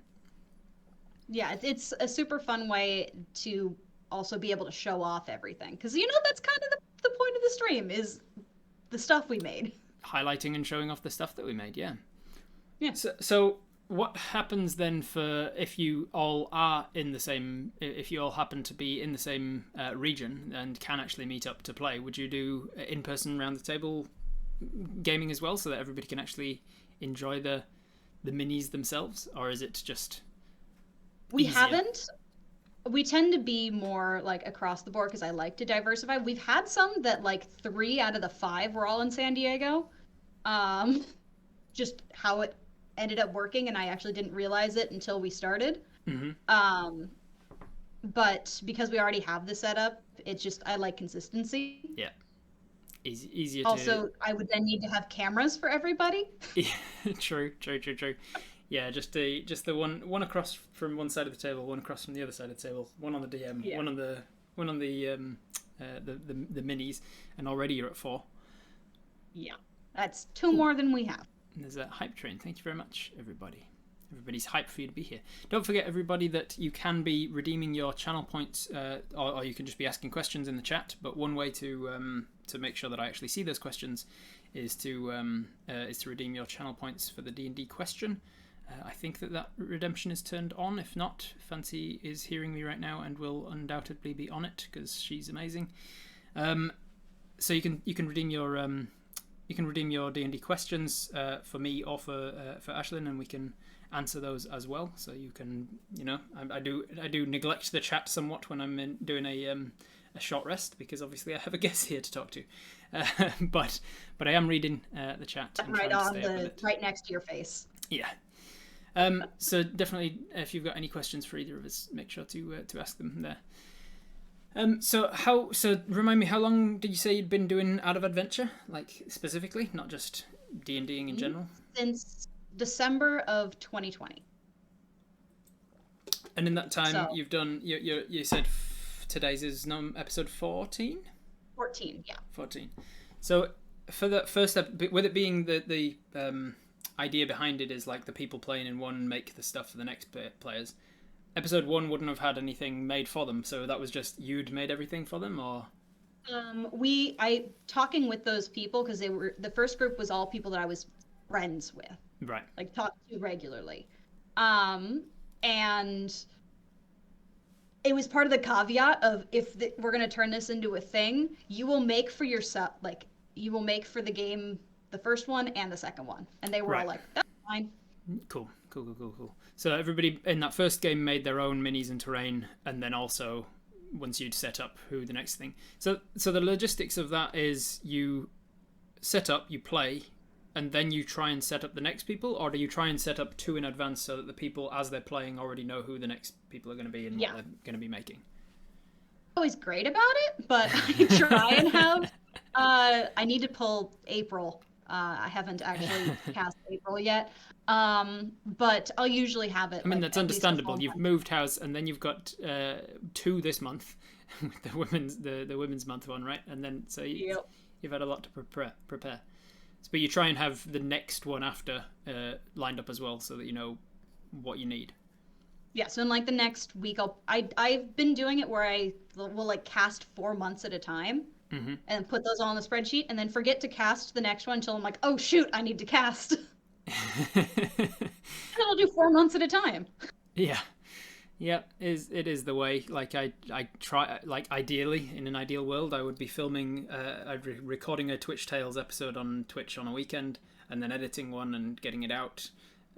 But I ended up with a massive backlog of just like, I haven't edited these in a long time, and and we're slowly catching up because the last couple of weeks with moving house, I haven't filmed anymore, but I've still been releasing them, so that gap's getting slightly smaller, slightly quicker. But yeah, life gets in the way.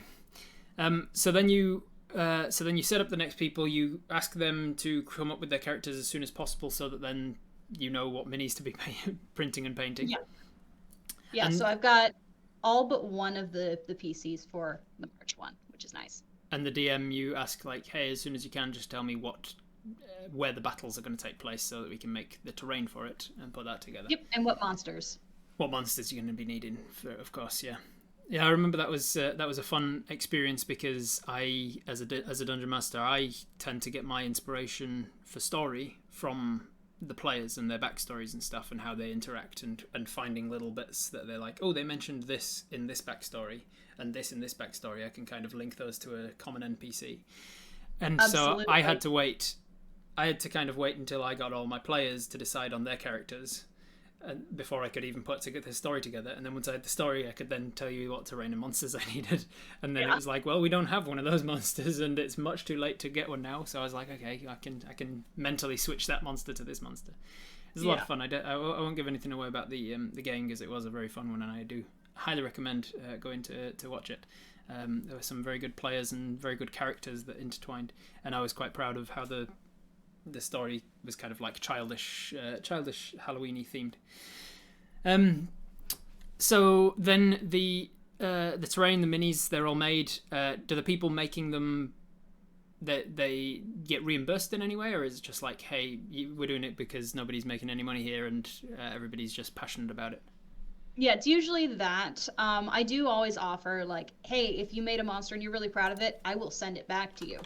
And then everyone gets their PCs. Right, everybody gets a hold of their own PC to use. That's cool. So we're sponsored by Eldritch Foundry, so everybody gets to custom make their own PC, and then it gets like professionally painted and then sent to them. Nice, that's cool. Whenever I remember to go to the post office. When you do it, yeah. So that's the process almost done. You get your minis painted, then you actually film the thing, and you stream it onto Twitch, twitch.tv $$_store_DM, same as the same handle everywhere. And then the people, once they've played, they then immediately have to start doing their version of the next one, or do some of them like already start it before they actually play with you? The terrain builders tend to do it earlier. So like most of the terrain is already built for the 26th. Right. Partly because I already built it. And the other stuff I've been planning with the person for a while. So the terrain will usually get done first, followed by whenever we get STL files. Right. That makes sense. That makes sense. Can't really do it before you get the STL files. Yeah. Cool. So then you're on to the next one. So it's like an ongoing train. So eventually it'll get to a point where if it ever stops, the people who are playing get a free ride. because the people at the front basically have borrowed from the people at the very end of the chain, where they had to do 2, and the people at the end only have to do they don't have to do any. I do have a couple questions from the chat. We've got Muffin Fluffer asks, all my group's minis are repurposed from a Lord of the Rings chess set, because we're noobs. What's the best or worst improvised mini that you've ever seen in your games? My best or worst mini? Well, sorry, I have a chess set in here that I'm going to use as terrain that I got at a thrift shop. How long every week do you spend at thrift shops? This was when we had like first moved, so I was also looking for like house decor, and so we're decorating our new tavern it. because we now play D&D in a tavern, and that's incredible, by the way. So there was just like you what is that? Is that a repurposed bedroom? Like what? You just had a tavern room? So it's cursed, is what it is. Is that what the real estate agent, when they were showing you the house? Don't go into that room. Yeah, I'm going to get to the story, tavern. and you're going to be like, "Oh no, it is cursed." Oh, wow. So this house is kind of like, it's mostly one story, and then you go down some stairs that are hidden behind a door, and then there's the tavern, and then our dog room, and then my workshop. Okay. It kind of just keeps going. It's like the mystery house that never ends. Yeah. But the people who owned the house before us were a like 90-something-year-old gay couple. So 2 lovely old ladies who had a thing for clowns. Oh, that's not creepy at all. Okay. Yeah, cool. No, so the tavern used to be can... literally known as the clown room. And when I say literally known, I mean, so it was a bar. Like, it was intended to be kind of like a bar reading nook. It's got a cute little fireplace. In a dungeon, I mean basement.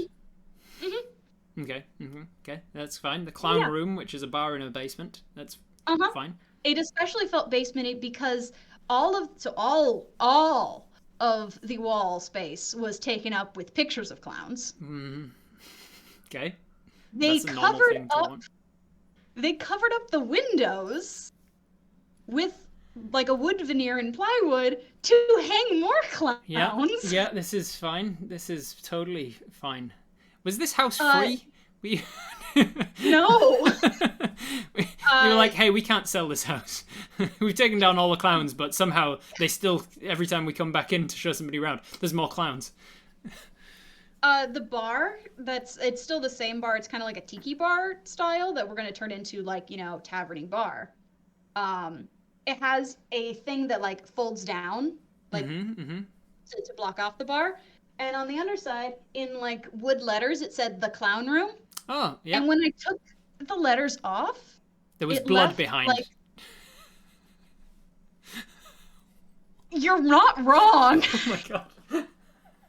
It was like this sticky red glue. Holy shit! Oh my god! My brain went. I was going like, what would be the creepiest thing to have left behind from the? And it still said the clown room in just oh my fucking god! I will send you that picture. Holy shit! I want to see it. I want to put it on my Discord so everybody watching can see as well. Okay. Shit. Okay, so this 9-year-old couple, really into clowns. Really into clowns. Stuck some wood. The clowns are gone. Yeah, for now. You will eventually wake up after. Yeah, how long you been there? A few months. Yeah, there'll be an anniversary. You haven't even been there a whole year, so there'll be one day of the year, maybe the day right before you bought it, so that they can they can run away with money. There'll be a day when you'll wake up to.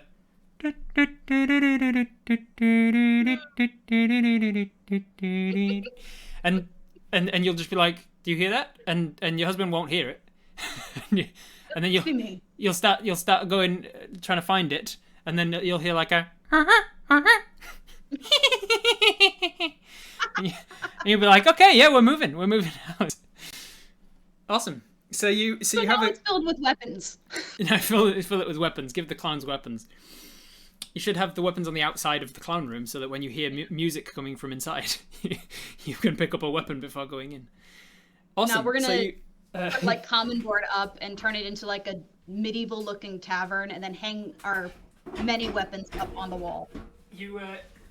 I just saw somebody in the chat ask me to, with that creepy clown memorabilia, I do have a. I don't know if you know Wild Beyond the Witchlight, but we were doing a theme of the Wild Beyond the Witchlight from the from Viva la Dirt League, and there's a jester in that.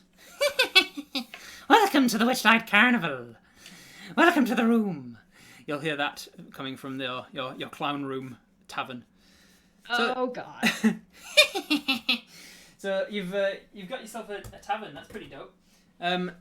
We got onto that in the middle of Muffin Fluffer's question about best and worst minis. So you I don't know how we got onto that from that, but you were saying something about like being in a thrift shop so that you can decorate your tavern, I think. And then and now your tavern's being decorated, is decorated. Have you finished it? Decorated. We're gonna redo the bar and like tear off the tiki. And we're actually we have a bunch of half barrels. When you burn it, you will hear screaming, by the way. Oh yeah, obviously. Yeah. But it's gonna be like stacked barrels. Nice. And then we have some half barrel lids that we got custom made that say Firefly Ale Works, which was the brewery that they had on their pirate ship. Oh, cool.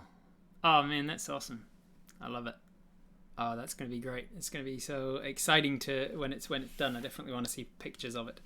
And I assume those pictures will be going up on Instagram as well. You'll be taking photos of it. So if you want to see those yourself, guys, make sure to head down the links below me there, instagram.com/$DM. So then back to Muffin Fluffer's question. The best and worst improvised minis that you've seen. People using chess pieces, people using Lego, people using bottle caps and card. Bottle caps. That was me. And the worst ones of those were literally like the ones we just popped off of something and like with dry erase marker wrote like B1 and just put that down. Yeah. We had some higher effort ones, not most of them. Best improvised one.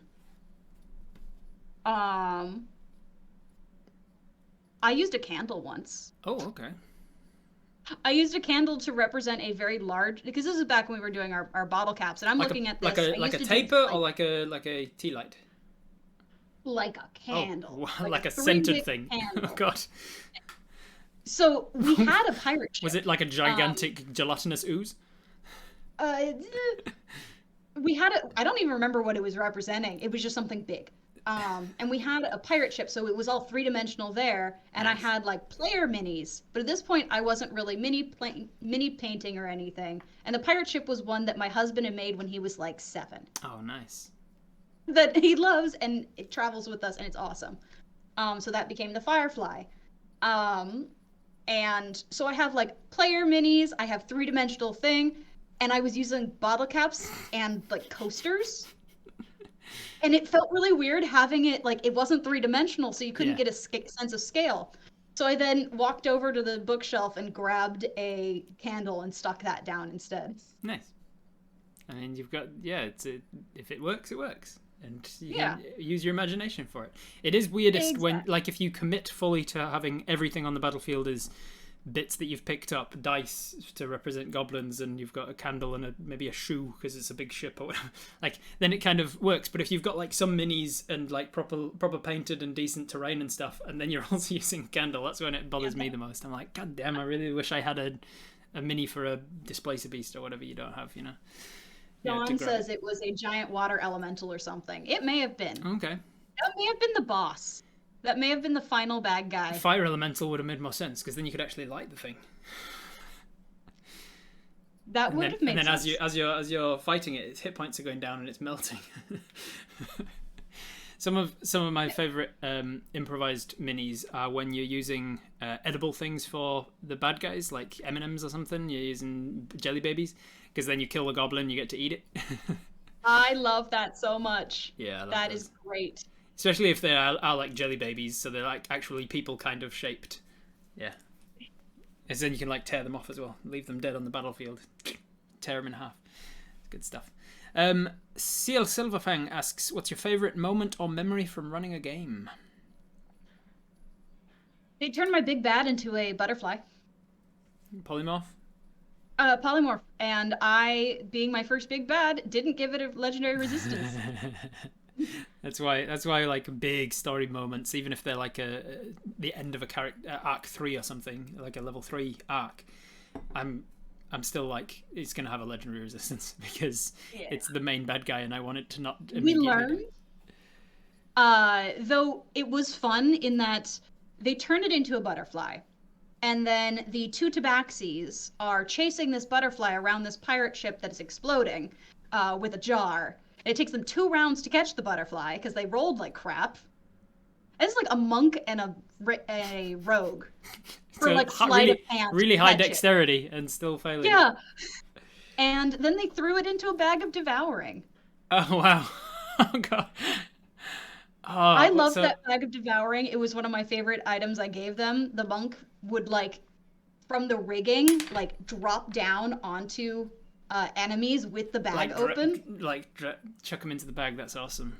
And from memory, it's like a bag of holding, but anything that's organic that's in there gets devoured, or is it sent to the astral plane? Or if you stick your hand in there, it's gonna try and pull you in and eat you.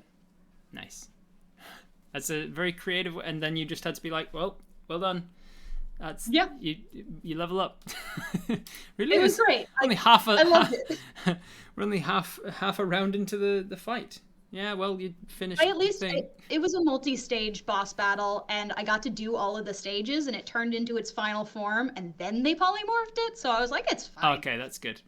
Yeah, that's always good. I tend to have a range for my big bad guys. And rather than having like a hit point number, I have a hit point range. I'm like minimum, maximum, and they're like, as soon as you hit the minimum, the next time you do something that's cool and story moment, I'll just allow you to. You get the final blow.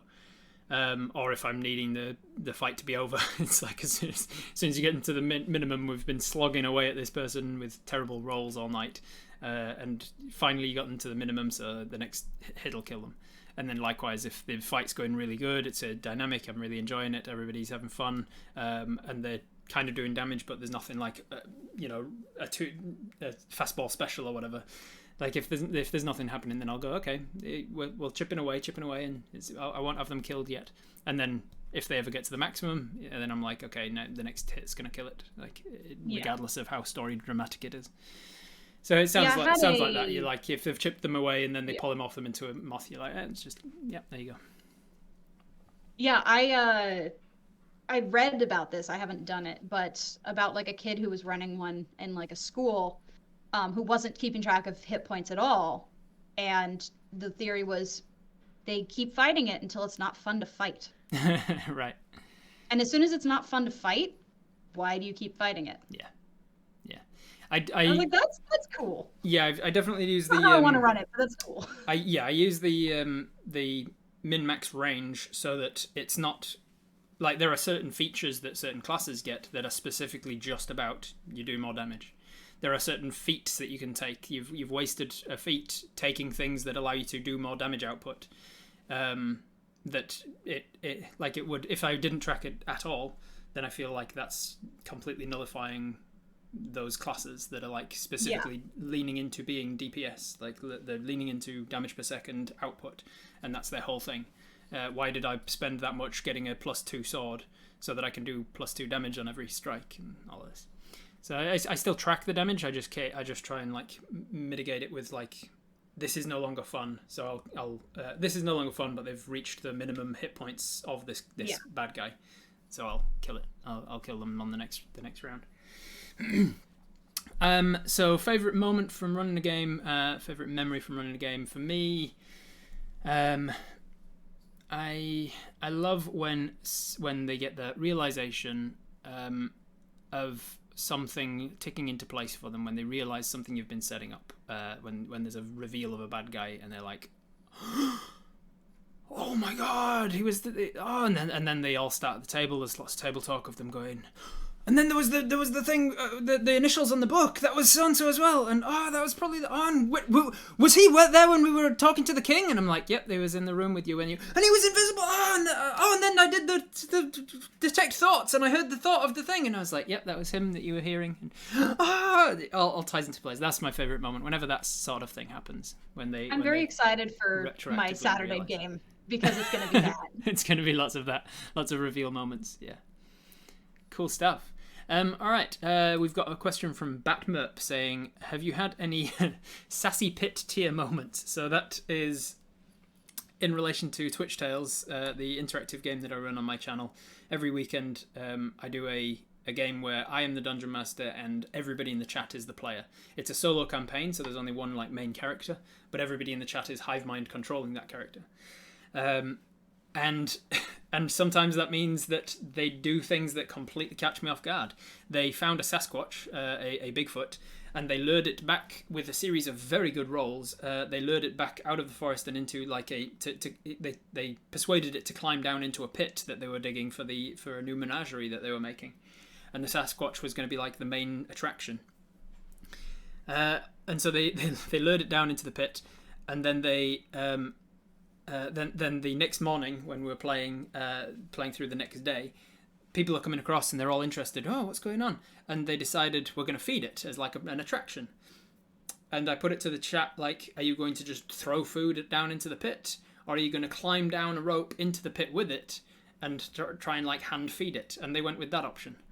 And I was like, oh, okay, so they've just cornered a very large, dangerous, and rare animal that is specifically notorious for being shy and like trying to stay away from people, and then they've put him in a pit, and he's this morning just been gawked at by all these people, and so he's in a very scared animal in a corner situation, and you're going to climb down a rope into it to hand feed it. Okay, let's do it. And so of course it went as well as you can imagine. It attacked them and climbed up the rope and escaped. So Batmurb says, have you had any of those sorts of tier moments where the players have done something that's like, you're gonna, oh, okay, you're going to do that, are you? You're going to ignore all of the clues that I've given you to how dangerous that will be, and you're going to do it anyway. What's your best story of that? I think the I cast Blight is our notorious one. When it's like, this is an NPC that I've set up to be very, very much tied to your roles. But there is another one that's also the same druid who cast Blight.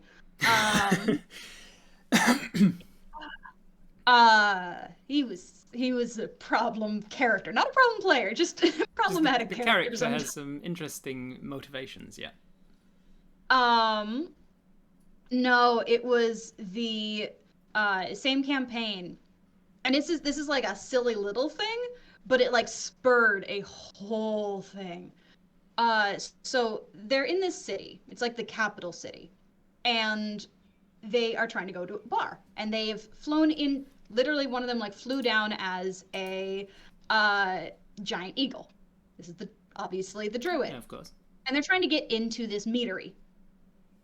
And the owner of the place is like, "Hey, you gotta not be a bird." Shouldn't have to explain this. And I'm like, dude, you are bigger than this door. You physically can't fit. Giant eagle, yeah. And they've decided that no, this shopkeep has slighted them. How dare they be speciesist against the giant eagle? When an NPC asks for something very reasonable, and the players are like, "How dare you?" Yeah. So what they do is they gaius this NPC into basically poisoning his own mead. What? So that he gets put out of business because it makes a bunch of nobles sick, because he was in like the rich section of the city. So that they can then take over that business at a like low price, and open up a space for their brewery. That's like straight up evil. Were they an evil campaign? Were they an evil party? Ooh. No? They were pirates, so it was like pirates. a chaotic campaign. Chaotic. That's straight up evil, though. We're the good guys is trying to justify his name. Yeah. So that's where that comes from. It's like, no, we're the good guys. Another point where that also came in, which was also the druid, was they were rescuing someone. So we're starting off on a good foot. Of course. From a cult, like very much bad guys. He polymorphed the cultists into rats, and then put the rats in a barrel, and then closed up the barrel, and then unpolymorphed them. I had That's to describe the noise that came out of that barrel when 6 humans suddenly became human again.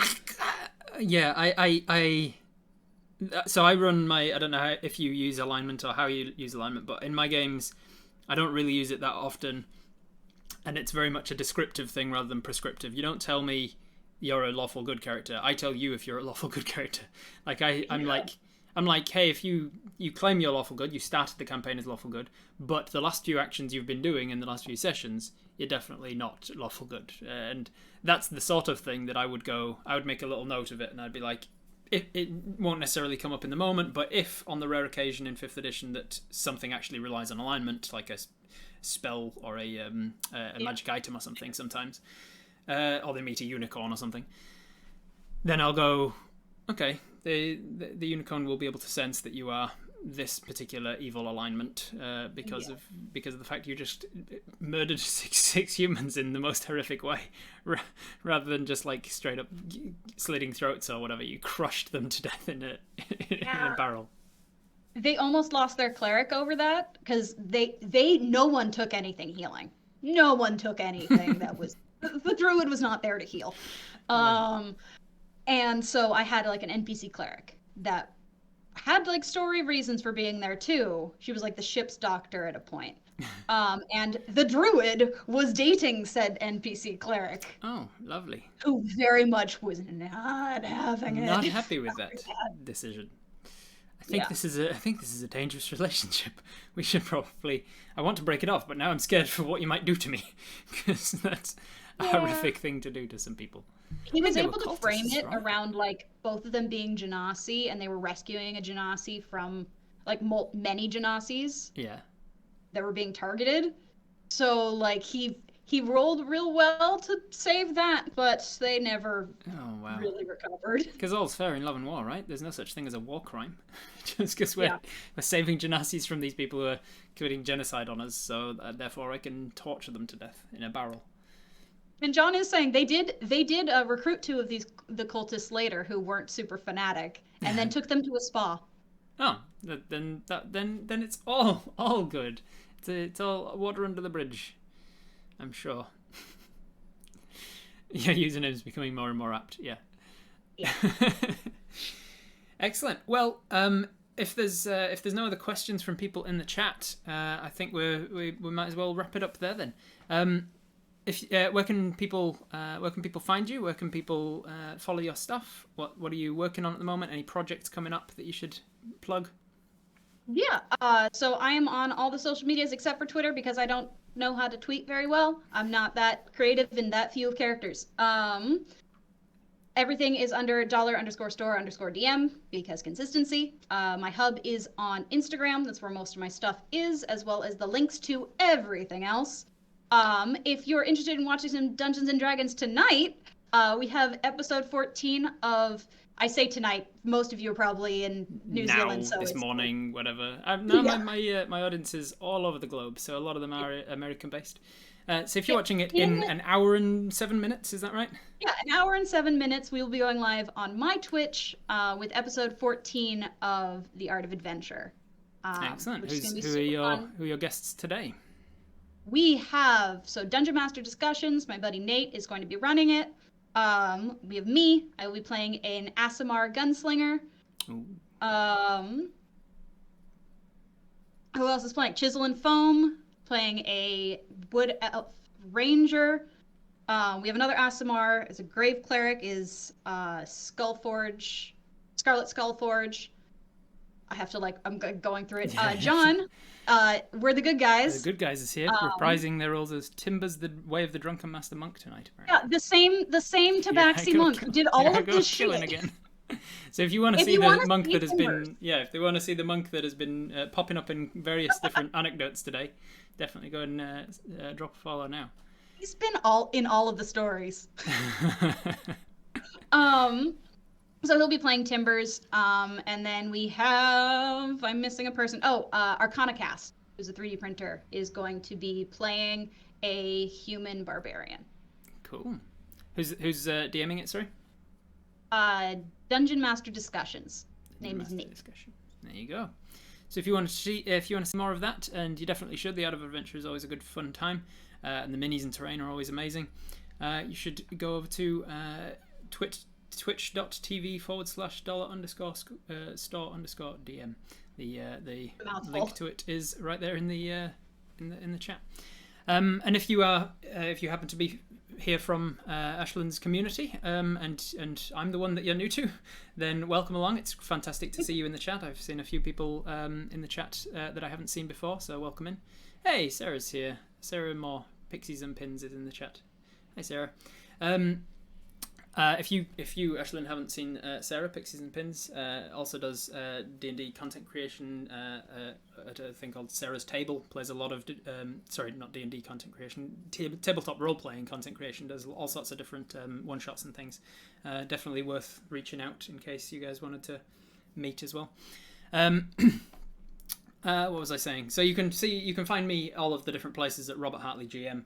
Again, for consistency, you can find me on Twitter, Instagram, Twitch, YouTube, all of those things. You can also see me DMing for the Viva La Dirt League guys over on YouTube. We passed 250,000 subscribers a little while ago, so we're pushing on towards 300,000 now. So you can go and enjoy that campaign. We've got lots of it to enjoy. We're up to episode 70 something, but unlike a lot of other actual plays, they're only half-hour chunks, so you can get through them relatively quickly. You don't have to worry about 4 hours every week and falling behind on that. 80 was released this week, was it? There you go. We're up to episode 80. Excellent. Well, thank you very much for joining me. It's been an absolute blast talking with you. I hope we get to collaborate on some stuff again in the future. But Absolutely, for now, I'd love that. But for now, we'll leave it there. Oh yeah, and don't forget to give us the clown blood photo as well. Oh, I'm gonna look for it. It's great. Wonderful. It's buried. I'm looking forward to it. All right. Well, apparently, Sarah's Table is on at twitch.tv/GenConTV, which helps me out because I was about to look for who to raid. So raid GenConTV. GenConTV. Thank you very much for joining us, everybody, and we'll see you next time. Bye.